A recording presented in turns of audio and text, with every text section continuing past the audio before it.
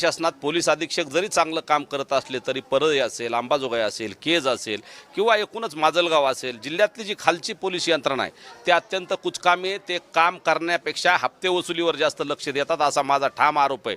कारण त्यांना खरेखुरे गुन्हेगार पकडण्याकडे त्यांचं लक्ष नाही। त्याच्यामुळे हे अशा घटना घडतायत आणि आरोपीची हिंमत होते की ते व्हिडिओ व्हायरल करतायत। म्हणजे स्वर्गीय संतोष भैया देशमुखांना मारल्यानंतर संतोष भैया 2 करू असं जर धमकी या भैयाला शिवराज भैयाला देत असतील तर हे पोलिसांच्या गुप्तचर यंत्रणेचं फेल्युअर आहे। त्यांच्या पोलिसांच्या कार्यक्षमतेवर प्रश्न निर्माण करणाऱ्या या घटना आहेत। याचं पोलिसांनी आणि पोलीस अधीक्षकांनी आत्मचिंतन केलं पाहिजे।